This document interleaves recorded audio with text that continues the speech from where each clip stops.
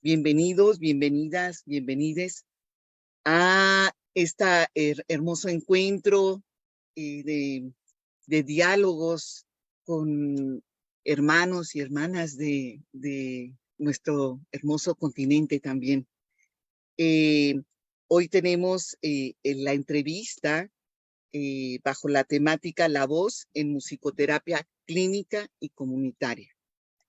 Eh, Como ustedes saben, forma parte de las entrevistas y de la difusión, la manera de seguir construyendo cotidianamente nuestra Asociación de Musicoterapeutas de México, AME. Mi nombre es Patricia Medina Melgarejo. Aquí estoy para ustedes, para nuestra hermosa invitada, eh, eh, que es la doctora Patricia Pelizari. Patti, bienvenida. Patri, o Gracias, como gustes Patri. que te Tocayas. llamemos. Eh, eh, Les comento el honor que tenemos de escuchar a Patricia Pelizari.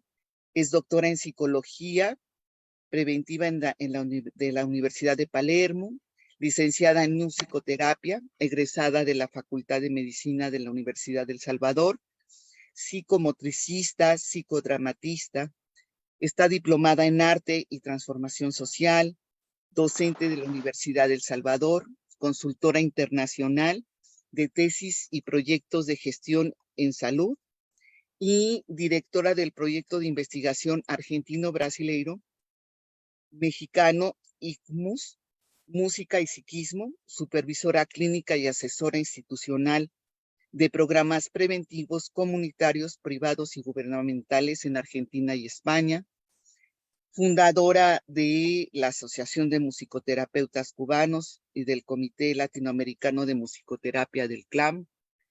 O sea, como verán, estamos ante una eminencia, una compañera que ha dedicado su vida a la musicoterapia, al conocimiento de tal manera que es autora de varios libros, de varios trabajos. Yo en particular lo conseguí preparando este encuentro, el malestar en la voz, musicoterapia psicoanalítica, ¿no? Que es muy, muy interesante, ya lo comentaremos un poco, Pati, si te parece. El niño y el silencio, salud, escucha y creatividad, crear salud, ¿no? Aportes de la musicoterapia preventiva comunitaria y distintos materiales sobre proyectos que está desarrollando en esta línea de música y psiquismo. Bienvenida, Patti. Es un placer, Gracias, Patri. es un placer. Bien, dentro de la temática La voz en musicoterapia clínica y comunitaria, ¿te parece que pudiéramos entrar como en dos momentos? Uno eh, sería cómo ver este anclaje, cómo comprender a la voz. Yo preparé esta pregunta, no sé cómo la veas, ¿de cuál voz estamos hablando los Me musicoterapeutas, ¿no? O sea, encanta. y desde dónde trabajamos, porque hace referencias muy, muy hermosas en términos de el libro que comenté, ¿verdad? Eh, el malestar en la voz, y que les quiero decir, queridos y queridas compañeros que están haciendo el favor de escucharnos, que este libro es material para los cursos que se dan desde 1993 a la fecha, noviembre del 2022, en distintas asignaturas, ¿no? Qué de la lindo. formación, ¿no? Ahí viene la nota que sirve es un material de formación de musicoterapeutas. Ahí planteas la escucha, ¿no? Como un elemento íntimamente relacionado con la voz, ¿no? tal cual. Entonces, ¿qué ocurre con esa voz que está ahí o esas voces, ¿no? Y qué implicaciones tiene en el trabajo musicoterapéutico. ¿Cómo lo defines, por favor? Hermosa Patri, tu nota inicial para esta charla. Eh, Ese texto, que ya es un texto viejito, ¿no? De 1993, me situaba a mí en un momento donde yo estaba muy anclada y deseosa de encontrar una y muchas fundamentaciones al hacer de los musicoterapeutas, ¿no? En ese momento, para mí el psicoanálisis fue una perspectiva y sobre todo una perspectiva de sujeto que me resultó muy atractiva para entender esa doble perspectiva de la voz, ¿no? La voz como sonido en su materialidad, digamos, ¿no? Como un producto que surge del cuerpo, ¿no? Que ancla en el cuerpo, que tiene su origen Ujú, en el cuerpo humano, pero que a la vez, al ser proyectada en el espacio, esa materialidad biológica se transforma en símbolo posible de comunicación. ujú, Entonces, esa materialidad tiene una otra dimensión, que es la dimensión simbólica, ¿sí? Que es la dimensión del sentido, del significado, del lenguaje, y que justamente por ser una materialidad tan rica, ¿no? Tan rica en sus componentes, también a los seres humanos nos da la posibilidad de ponernos en contacto a través de ella con las emociones, con los sentimientos, con la espiritualidad y con otras formas de discurso que no son solo el lenguaje y el habla, sino también el canto, eh, y aquello que tiene una forma más indefinida, como es la liberación de la voz en el grito, en el susurro, en los sonidos de alivio o en todo aquello que está cercano a la sensorialidad, a la emocionalidad, ¿no? Las distintas formas de sonar, las voces, tienen la capacidad identitaria, la voz tiene esa capacidad identitaria de ser única, como las huellas digitales. Cada persona tiene sus propios componentes, ¿no? Tímbricos, sus propios componentes eh, de articulación ligada a la gestualidad y ligada a las distintas partes del cuerpo que son los resonadores de nuestra propia voz. Entonces me parecía maravilloso ese encuentro entre el cuerpo como una instancia de lugar en donde la voz se genera, ¿no? El anclaje de la voz en el cuerpo, y por otro lugar, en el mismo lugar, no en otro lugar, en el mismo lugar, ¿no? En forma paralela, la constitución del discurso, de la representación y del saber, otorgándole un sentido y una lógica a esa materialidad, ¿no? Entonces, fue una de las primeras cosas que quise investigar, cómo la voz era un vehículo que articulaba y que constituía ese enlace entre el cuerpo y el sentido, entre el cuerpo y el discurso. Y cómo cuando no está esa articulación, esa constitución estructural, digamos, de la voz en el cuerpo queda como ciertamente perdido, ¿no? Porque no tiene una referencia que es justamente el lenguaje, la voz, lo simbólico, que denota un sentido a la existencia. Y por otro lado, como se ve en los casos de ciertas enfermedades muy desestructurantes, como la psicosis o como el autismo, también el cuerpo queda perdido, ¿no? Y el discurso queda perdido cuando no tiene un anclaje en el cuerpo. Entonces, hablamos por hablar, decimos por decir, racionalizamos, intelectualizamos, pero esa voz, que es una voz que no tiene un anclaje en el cuerpo, ¿sí? Que no está enraizada, encarnada en el cuerpo, es una voz que muchas veces decimos de la boca para afuera, Ujú, ¿no? Es un discurso que es de la boca para afuera, pero que no lo vivimos como auténtico. La voz en general, los seres humanos la sentimos como auténtica, la voz y el lenguaje, cuando hay cierto encuentro y cierta coherencia entre el cuerpo, ¿no? que habla de la sensorialidad, de las emociones, de los sentimientos, y la palabra, ¿no? En ese encuentro precioso es lo primero que yo quise estudiar, que eso devino en estudiar cómo es el acceso a lo simbólico en las personas, ¿no? En los niños, cómo se da ese proceso del hablar, pero que culmina en una sabiduría de la vida, que es no el hablar por el hablar, ¿no? ujú, Sino el hablar con un sentido emocional, con un sentido afectivo, con un sentido sensato.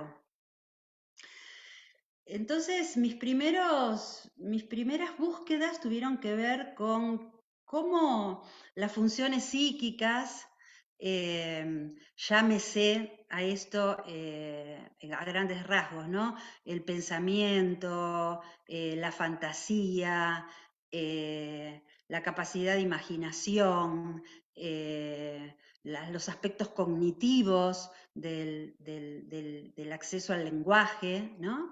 Y cómo por otro lado la sensación corporal, y entonces ahí empezamos a hablar de las energías, ¿no? De cómo la vida del ser humano precisa de una energía vital, ¿no? Que lleva a la transformación, a las ganas de aprender, al conocimiento, que está totalmente mediatizado por el pensamiento, ¿no? En nuestra civilización el ujú, acceso al conocimiento, al saber de la vida. No me refiero a estudiar algo simplemente de una carrera universitaria. Me refiero al querer saber de la vida, ¿no? A la curiosidad, al querer aprender, aprender a amar, aprender a transitar las situaciones que la vida nos depara, ¿no? Aprender a trabajar. Eh, cómo justamente se unía entonces todas esas capacidades psíquicas para el proceso de la creatividad, ¿no? Que tanto tiene que ver con procesos muy primarios, sensibles, emocionales, como con procesos secundarios de análisis, de síntesis, de selección, de combinación, que son todos procesos más bien cognitivos, pero que si no se entraman y se entrelazan, ¿no? con el deseo y con la emoción, no llegan a armar ese pensamiento simbólico y trascendente necesario para confiar en la creatividad. ujú, ujú, Esas fueron mis primeras búsquedas, por eso música y psiquismo, por eso reflexionar qué era la pura voz y qué era el estado de, al principio embrionario, por decirlo de alguna manera, en germen, ¿no? De la posibilidad de una propia voz, ¿no? No la pura voz de la materialidad, de cómo suena, si aguda, grave, nasal, sino la voz que puede unir al sujeto en sus emociones y en su propio discurso, esa búsqueda, ¿no? Ese motor permanente del deseo que hace que seamos todos intrínsecamente sujetos creativos, sujetos capaces de trascender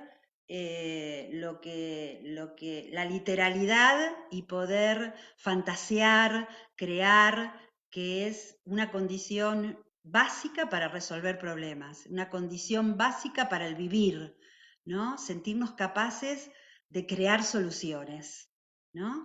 Y en ese sentido, toda esa investigación de los primeros 10, 15 años de mi andar como musicoterapeuta, desde el año 1981 que me recibí hasta el 95, digamos, después de la escritura del libro, fue eso, ¿no? Como una búsqueda de la fundamentación de la musicoterapia y muy especialmente porque yo era cantante, lírica y demás, muy especialmente la voz como un objeto, como una herramienta que está adentro de nuestro cuerpo, ¿no? Que es nuestro propio instrumento y que a la vez nos puede hacer volar, ¿no? En una sincronía y en una resonancia con los otros y con el mundo, Y en ¿no? estos anclajes con el cuerpo y tu trabajo en arteterapia, ¿no? En la experiencia de lo sensible, ¿no? Y cómo continuaste como musicoterapeuta, ¿no? Y también no quisiera dejar pasar la oportunidad de que me hiciste conseguir, porque ya no existe el pobre libro, que es interesantísimo, El ombligo y la voz, ¿no? Claro, porque Denis Basse, Ujú, que fue para mí el gran descubrimiento en esta cuestión justamente de la voz como vía constitutiva entre una instancia del lugar, el cuerpo, y una instancia del saber, discurso. Esto es una teoría de Denis Basse, de ese libro, del ombligo y la voz. Fue como la puerta de entrada, digamos, de mi pasión, ¿no? De ujú, mi pasión de investigación, Denis Basse, ese libro, El ombligo y la voz. Ese libro tiene algo que para mí sigue siendo un misterio. Es un poco, tiene algunos capítulos, porque Denis Basse es un autor muy posicionado en la teoría lacaniana, a la cual yo pasé, atravesé, pero así medio de coté, no es que fui fanática, ¿no? Tampoco del psicoanálisis, diría, ¿no? Durante muchos años eh, me apasionó entender la lógica del inconsciente, la lógica de la fantasía, las lógicas de los mecanismos de defensa. Entendí que gran parte de la clínica podía ser justamente entender algo de las defensas del sujeto, ¿no? De las personas, de los miedos, de las trabas, de los bloqueos, de las contradicciones, de aquello que las personas decimos que queremos, pero nos resistimos a hacer, a vivir, a transitar. ujú. Eso fue una gran pasión y pude como ir explorando junto con otros colegas que trabajaron conmigo en el hospital público durante muchos años. Tuve, tuve como la gracia divina, digo yo, de poder tener el primer nombramiento en Argentina de una musicoterapeuta en un hospital público y trabajar 40 horas semanales con una diversidad increíble de personas con muy diferentes padecimientos. Y eso me llevó a darme una cabal cuenta de que lo que cura en principio o lo que es muy sanador es disponernos a la escucha.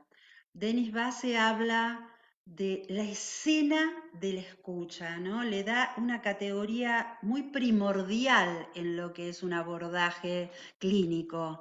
Ujú, Em, Situarnos en una posición en donde la escucha del otro, de la otra, es el elemento fundamental de la sanación, ¿no? Ujú, No tiene que ver con la interpretación, no tiene que ver con decirle lo que tiene que hacer, no tiene que ver con unas pautas metodológicas de pasos a seguir.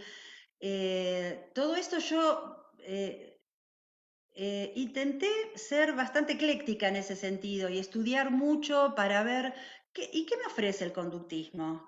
¿No? Paso 1, paso 2, paso 3, ¿qué me ofrece? Y tomar como lo mejor, ¿no? De cada teoría, ¿no? Va, lo mejor para mí, humildemente, digamos, lo que yo creía que podía ser útil como bagaje de mi escucha y como bagaje de mi intervención. ujú, Em, pero ahí acordé en ese sentido con tanto las teorías psicoanalíticas como las teorías más ancestrales, que tienen algo en común, y es eso, la detención, el ujú, presente, ujú, la escucha abierta, ¿no? La escucha sacando los prejuicios de la cultura que hace que estemos permanentemente juzgando la actitud del otro como sana o enferma, como patológica, como inmoral, como antisocial, como desubicada, ¿no? Tratar como de... Es un trabajo con uno, ¿no? Es un trabajo muy, muy interno, muy propio de soltar prejuicios sabiendo que los tenemos, porque los tenemos, indudable, indefectiblemente, estamos llenos de prejuicios y de estereotipos culturales, pero animarnos a silenciar eso para escuchar y contemplar el sufrimiento del otro, el padecimiento del otro y las herramientas del otro y los afrontamientos y la creatividad, ujú, ¿no? ujú, Sea tanto en la clínica como en los trabajos más sociales o comunitarios. Por eso yo creo que fui haciendo como un caminito en donde empecé siendo una musicoterapeuta clínica, ¿no? De trabajo tanto en el hospital como en el consultorio, con personas que venían con una demanda específica por un síntoma, por una enfermedad, por un padecimiento, por un sufrimiento. Y no en poco tiempo, sino en 15 años, de 20 de ese trabajo en la clínica, me fui dando cuenta de que la salud no tiene que ver con la ausencia de enfermedad, ¿no? Que aún la persona que está transitando una enfermedad, cualquiera sea, la enfermedad es una parte de su ser, no es el todo de su ser, sino que es una parte. Y hay allí, en ese todo, un ser con potencialidades, con aspectos absolutamente sanos, creativos, dignos, y cada vez me fui inclinando a estudiar qué es la salud más que qué es la enfermedad. ujú. En el libro Sí. Crear Salud dije, ¿dónde están los Ujú, libros que hablan de qué es crear salud? ¿No? ¿Qué es la salud? Tenemos pilas de libros sobre las enfermedades y tenemos muy pocos libros que hablan sobre la salud, cómo se crea salud, ujú, ¿no? Cómo nos hacemos personas más vitales, más deseosas, más saludables, eh, y, y conscientes de lo que es saludable, ¿no? Claro que la salud tiene mala prensa, porque, claro, y si la salud es divertirse, si la salud es enamorarse, si la salud es el humor, si la salud es el juego, si la salud es transformación, es cambio, bueno, parece que de eso no hay que hablar, parece que hay que hablar de los síntomas, ¿no? No del ujú, humor. Como que el humor es poca cosa, parece en la vida, ¿no? Reírse es poca cosa. La verdad que yo creo todo lo contrario. Creo que estaría re bueno que podamos trabajar mucho más en qué es crear salud, qué es reírse, eh, qué es la empatía, qué es la resiliencia, qué es la fortaleza de lo comunitario, de la grupalidad, del confiar en el otro, de la solidaridad. Si estudiáramos más eso, ¿no? ¿Cómo se crea eso? ¿Cómo se crea una ética solidaria? ¿Cómo se crea una ética del acompañamiento? ¿Cómo se crea una ética de la empatía, una ética de la justicia, ¿no? De la igualdad, de la inclusión. Parece que eso no hay que No, estudiarlo. y de la esperanza, ¿no? O La sea, esperanza. ¿no? Parece que eso no es importante, no hay que estudiar. Ahora sí hay que estudiar el TOC, ¿no? Los síntomas obsesivos, las fobias, eso hay que estudiarlo. Yo digo, si pudiéramos habilitar la humanidad, ¿no? De los síntomas, ¿no? La humanidad de los miedos, la humanidad de la discapacidad, la humanidad de la diabetes, del cáncer, ¿no? Si pudiéramos darnos cuenta que detrás de ese síntoma hay un sujeto que merece un buen vivir. Ujú, ujú, sí. Y, En ese y, y, sentido, sí. no, perdón, es que ahí ya entramos a este abordaje clínico y el comunitario, ¿no? O sea, cómo fuiste haciendo este tejido, ¿no?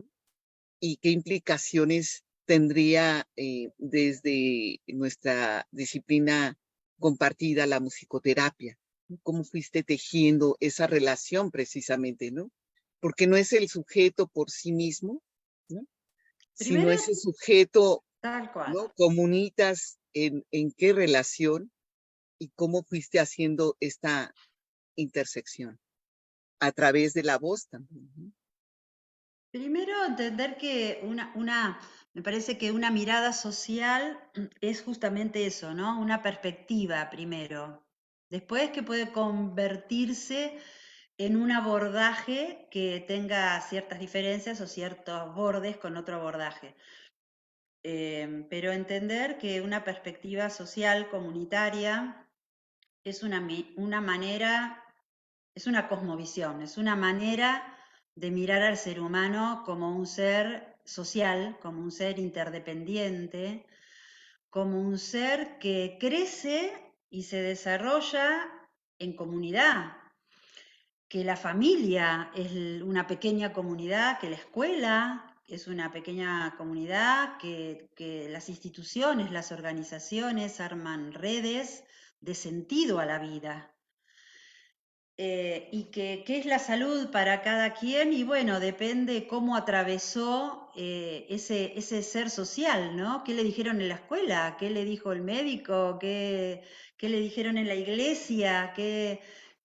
¿Cómo fueron las fiestas en su casa? ¿Cómo es la familia? Y de eso va a depender la idea que cada persona tenga de salud.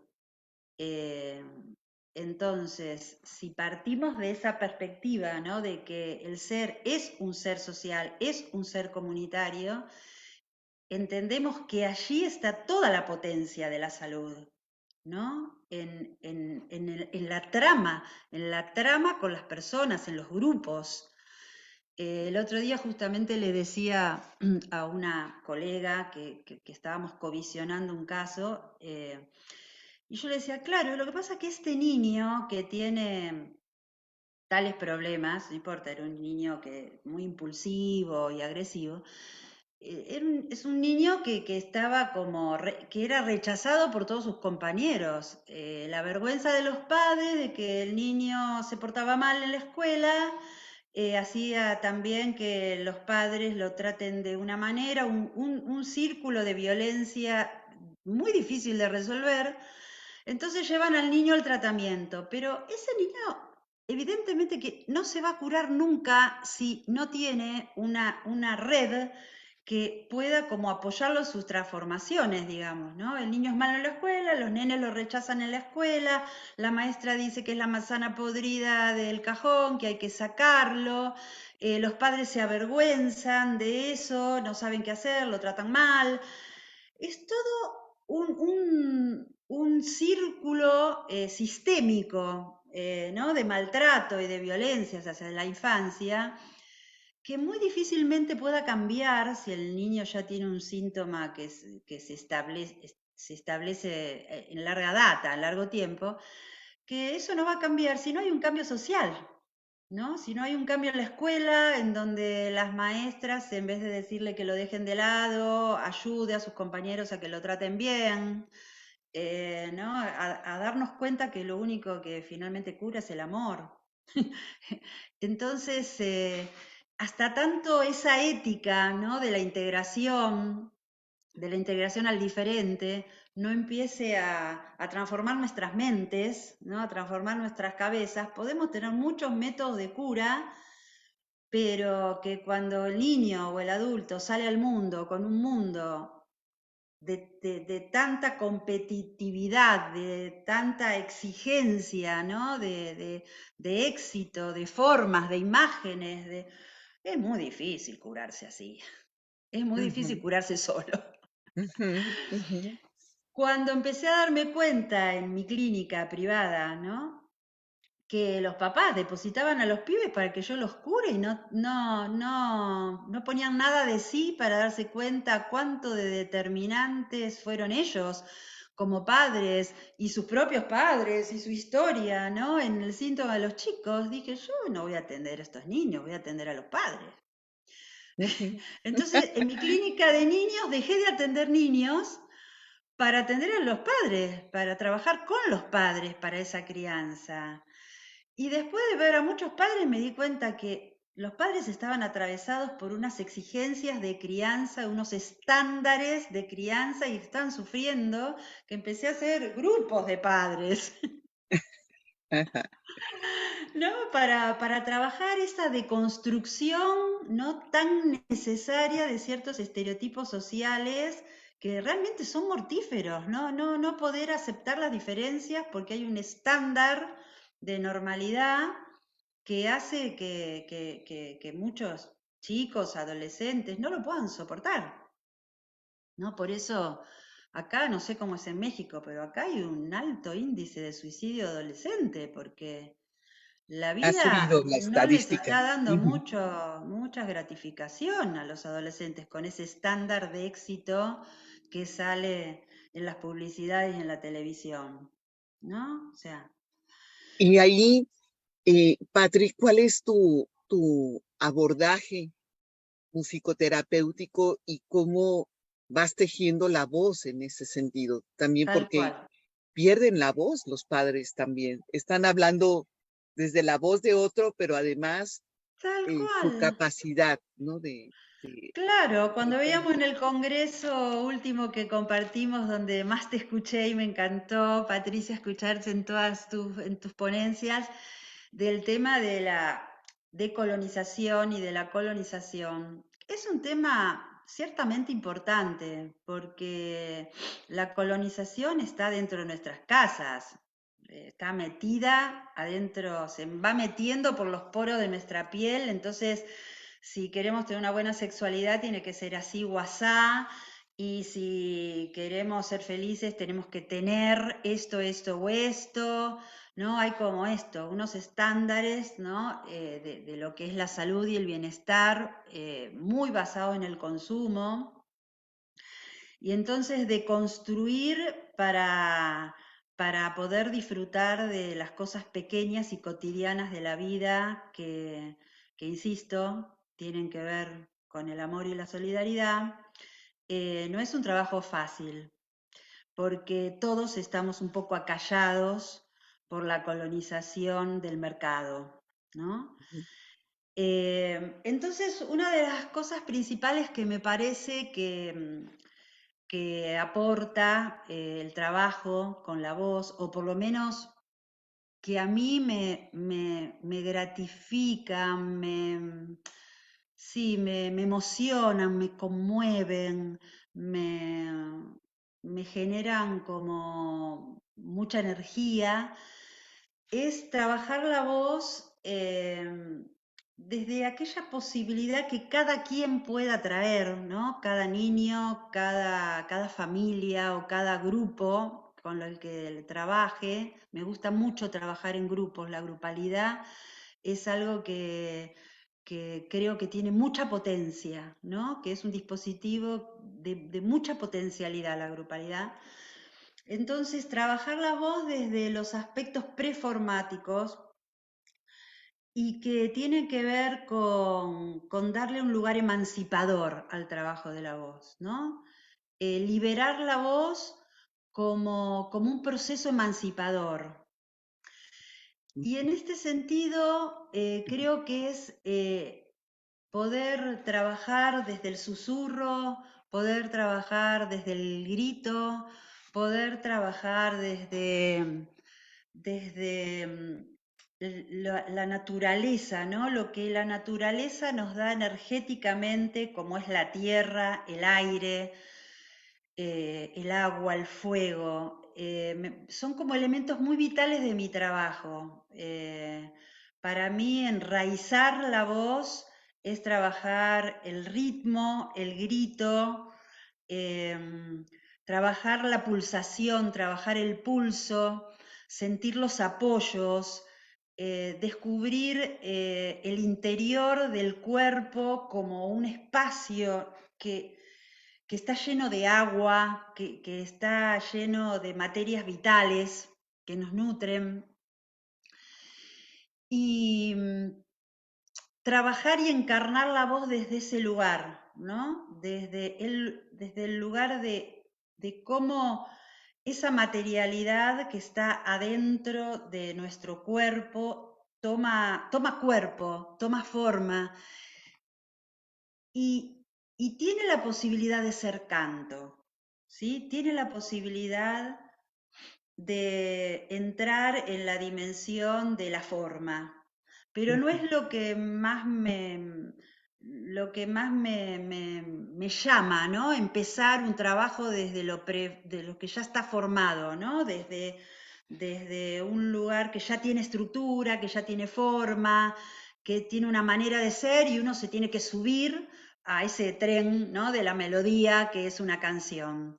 Me Ujú. gusta más bien trabajar desde lo prelingüístico, desde lo preformal y estar todo el tiempo que sea necesario soplando, susurrando, sacando la voz, abriendo la boca, cerrando la boca, Ujú. descubriendo la voz de las entrañas, descubriendo la voz que se queda agazapada en el cuello, abriendo, soltando. Y a partir de ese trabajo que implica también un encuentro con el silencio. Y esa era una pregunta que te tenía, nada más un paréntesis. ¿Qué voces escuchas en el silencio? ¿Qué Como voces la escuchas? canción de Simon y Garfunkel. Ujú, Eh, claro,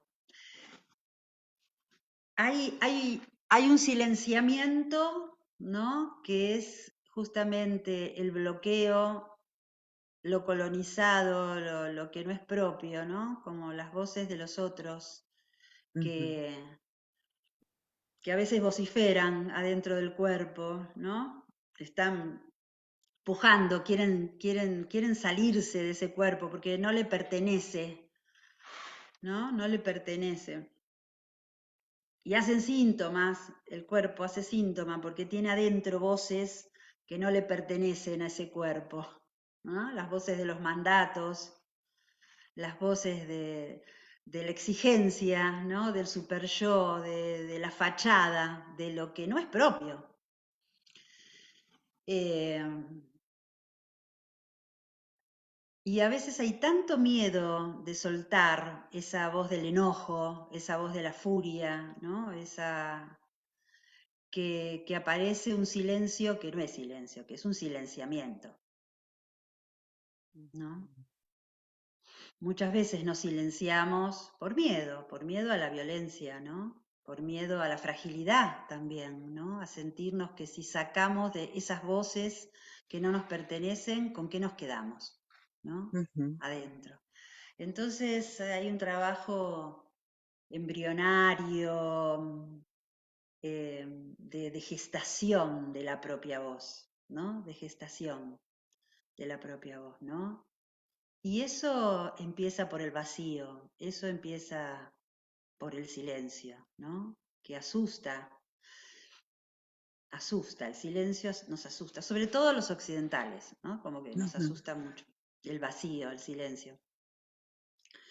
Pero cuando es en compañía, ¿no? Y ahí nuestro lugar, ahí nuestro lugar de ser testigos de ese proceso y de acompañar, ¿no? En el proceso que tiene cada persona, cada grupo, para encontrar la propia voz, ¿no? Y ese camino es muy bello, ¿no? O sea, cuando uno escucha una persona que durante tantos años estuvo agazapada en la tensión del silenciamiento, del bloqueo, y empieza a soltar la voz, y aparece el enojo, y aparece la voz del enojo del afuera y del enojo del enojo del adentro, ¿no? Por la propia culpa, ¿no? De no ser uno mismo, ¿no? Y empieza a soltar, aparece un grito de júbilo, ¿no? Algunos lo llamaron como el grito de nacimiento, el grito primal, como la voz del nacimiento, ¿no? De lo propio, del sentirse existiendo.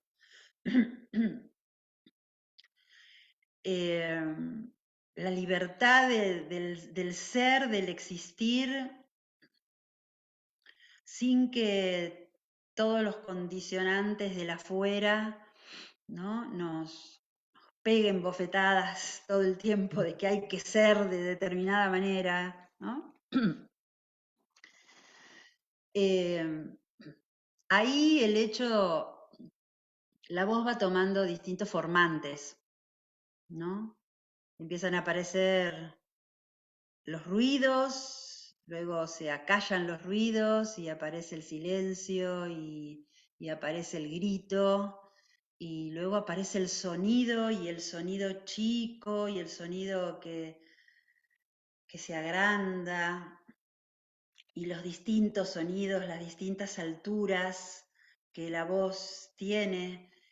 Y ahí aparece un trabajo verdadero de composición, ¿no? Y yo siempre le digo a las personas, eh, ojo, mira que no solo estás componiendo una canción, te estás componiendo, ¿no? Te estás formando, ¿no? Estás formando tu propia voz, tu propio canto, tu propio ser. Tanto en clínica como en el trabajo comunitario, la idea de trabajar con la voz como un proceso emancipador, para mí es común en ese sentido, ¿sí? Hay colectivos, grupos que tienen que ver con determinados colectivos. Yo trabajo mucho con mujeres, ¿no? Y entonces cobro un estatuto en este momento de género, de empoderamiento, libertario, ¿no? De autonomía, que es histórico, ¿no? Es histórico de este momento, ¿no? La voz de las mujeres haciéndose escuchar, ¿no? Pero cuando trabajamos con niños con discapacidad o con niños con autismo, en realidad el proceso me parece muy similar. Siempre me parece que el trabajo con lo lúdico, con el juego y con la voz y también con los instrumentos musicales, por supuesto, tienen que ver con un proceso de subjetivación que tiene sentido si es emancipador, si es un proceso que nos libera de ataduras y que nos permite ser más auténticas o auténticos con lo que somos, con nuestros defectos, con nuestras contradicciones, con nuestras ambigüedades, con nuestro pelo, con nuestra nariz, con nuestra gordura, ¿no? Con lo que Dios nos trajo al mundo. En ese sentido, me parece que la clínica, ¿no? El consultorio y el trabajo comunitario cada vez tiene bordes más frágiles, ¿no? Ujú. Antes era muy claro, bueno, el encuadre venenzoniano, ¿no? Del consultorio, los horarios, los días, la plata, el motivo de consulta, la demanda, el saber del musicoterapeuta, piripipipipi. Y todo eso se cae porque los determinantes sociales entran al consultorio también. No se pueden mantener los mismos horarios porque la gente cambia de trabajos, no se puede cobrar siempre lo mismo porque la gente se desemplea, porque no tiene plata. Las personas entran en conflictos relacionales en todos lados porque los valores del diálogo y de la escucha socialmente caen en su sentido básico. Digamos, los determinantes sociales entran al consultorio y el trabajo que hacemos más social, que siempre lo creímos como más de promoción de la salud y de prevención y que entonces tiene que ver con un trabajo que no es tan introspectivo ni tan profundo, también se cae porque los grupos, la gente empieza a liberar sus conflictos y se anima a hablar y se anima a decir, y lo que antes era un abordaje de promoción o de prevención más superficial y light, ahora es súper profundo porque la gente se anima a compartir sus temores y sus cosas más íntimas y precisa ser escuchada en las cosas más profundas de su vida, en cualquier ámbito que le dé accesibilidad a eso. Ujú, Salvo ujú, que uno diga, no, acá de las cosas personales no se habla, acá se habla solo de cosas generales. Puede ser cuando son grupos numerosos, pero en realidad lo que quiero decir es que el borde entre lo comunitario y el consultorio se desdibuja. De hecho, se está hablando de clínica social, de consultorios de la calle, consultorios de la rúa en Brasil. Digo, se desdibuja y está bueno, creo, que se ujú, desdibuje porque las realidades nos van transformando y las necesidades se van haciendo más visibles. Y porque la ujú, musicoterapia entra en una dimensión de mayor accesibilidad. Por lo menos en Argentina, en todos los hospitales hay musicoterapia, las obras sociales tienen esa prestación de una manera gratuita dentro de los hospitales y adentro de las clínicas. Y los musicoterapeutas nos agrupamos en asociaciones, en organizaciones sociales en donde la musicoterapia llega a la gente. Y eso es maravilloso, salir de una musicoterapia elitista, en donde unos pocos pueden hacer musicoterapia, salir de eso me parece que es genial. y es tomar en parte la voz, ¿no? O sea, Y es fíjate. escuchar la voz colectiva, ¿no? Es escuchar las voces colectivas, entiendo que hay muchas, como decía Brulla, ¿no? Como muchas fuerzas dinámicas eh, en conflicto, ¿no? En tensión, cuando uno tiene una perspectiva de escucha social. O sea, la cosa se vuelve más compleja, porque una Ujú, cosa es leer un síntoma que tiene una sola causa, sea médica, familiar, endopsíquica, ¿no? Pero está como encerrado en una causa. Y otra cosa es entender un padecimiento que surge en una complejidad de variables que son individuales, familiares, sociales.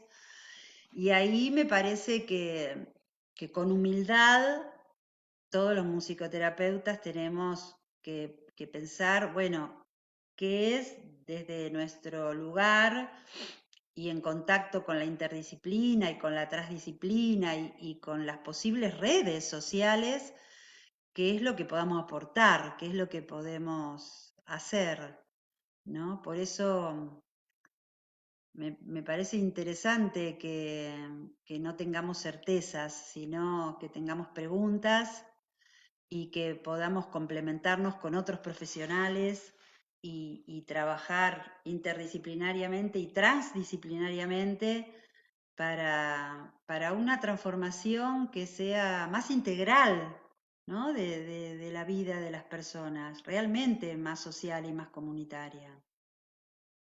Y fíjate que en el planteamiento, ¿cómo, cómo señalas este parteaguas de la corporalidad?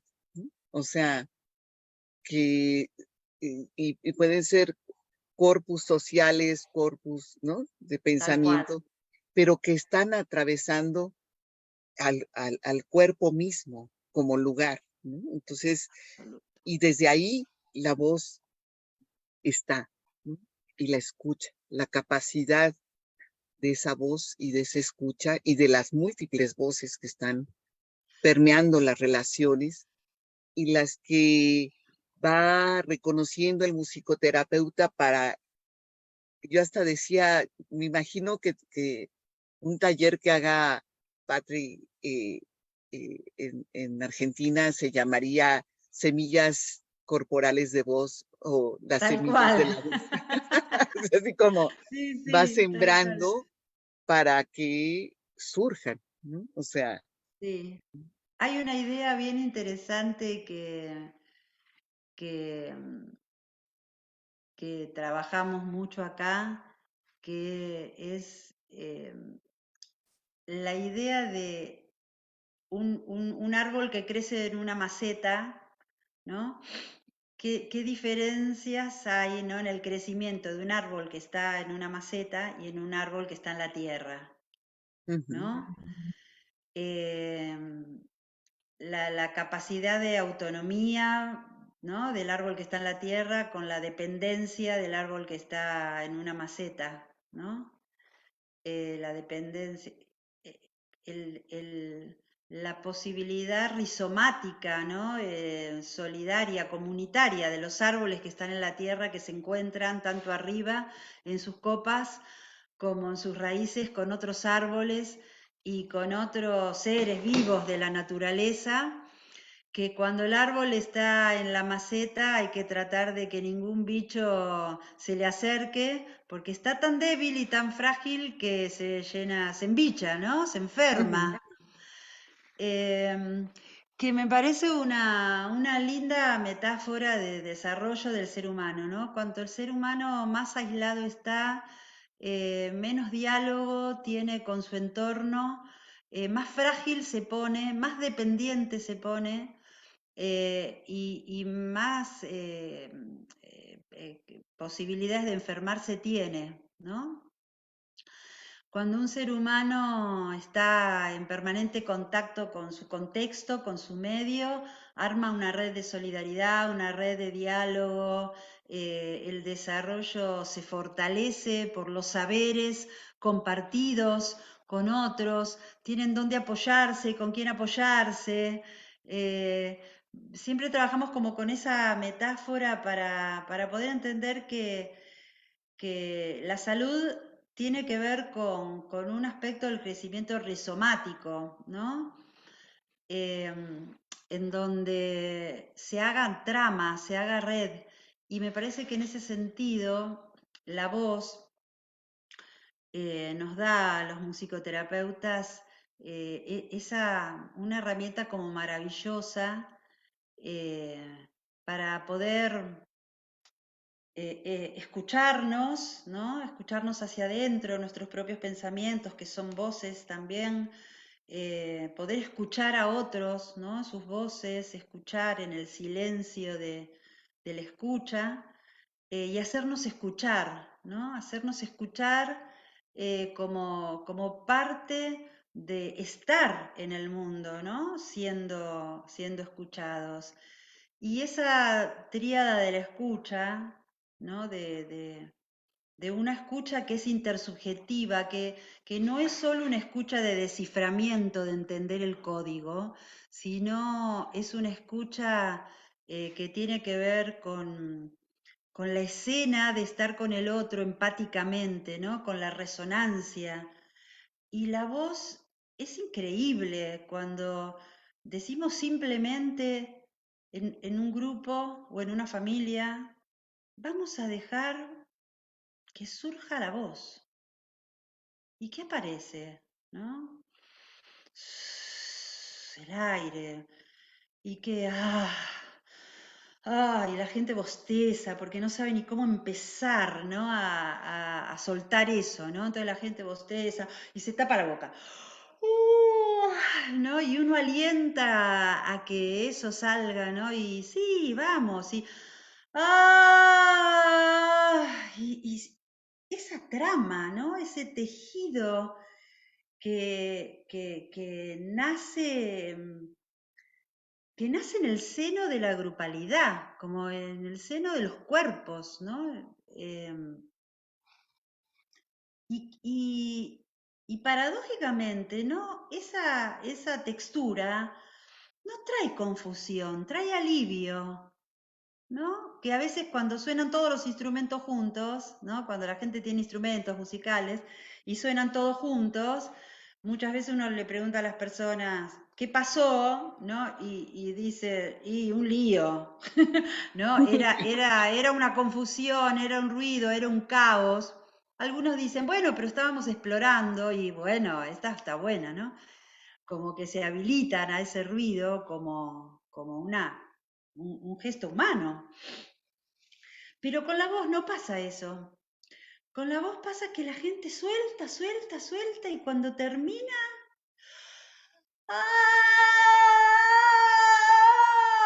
Y todos haciendo eso, terminan y todos dicen, ¡qué alivio ser! Ujú. Qué hermoso, qué hermoso. Patri, se nos terminó el tiempo. Ay, Qué horror. hablé mucho. Ay, no, qué maravilla. Siempre me Muchísimas pasa gracias, que siento que quiero Giovanni. dar lo mejor que supe descubrir en estos 43 años. Ah, Gracias. Imagínate el tesoro que nos has dado, ¿no? Eh, muchísimas gracias a Ame por la es un invitación. reconocimiento que con tanto gusto y placer te damos de la asociación y reconociendo tu trayectoria y todos los elementos a brindar y queda pendiente un taller de semillas de la voz, ¿no? Sí, con Sí, mucho por favor, gusto. Por Zoom y todo. por Zoom y Por todo. Zoom y todo, sin ningún problema. Gracias. Gracias, Patri, gracias a la asociación. Siento que México es una semilla de la musicoterapia increíble en esta época que está floreciendo hermosísimamente. Así que me felicitaciones también por todo lo que están haciendo en México y en especial la asociación. Muchísimas. Gracias. Y esperemos algunas intervenciones, te las pasaremos, preguntas del público. Con, Muchas gracias. con Y mucho, mucho gusto. gracias igual a quienes nos escucharon, a quienes comparten este espacio. Y realmente fue un placer y sigue siendo un placer, ¿no? Y las múltiples voces que dejas, Patri Elizari, aquí están, Un abrazo, sembrándose. un abrazo para México, un abrazo para Latinoamérica. ¿Sí? Gracias. Hasta la próxima. Hasta la Gracias. próxima. Chao. Chao, chao, hasta luego. Gracias.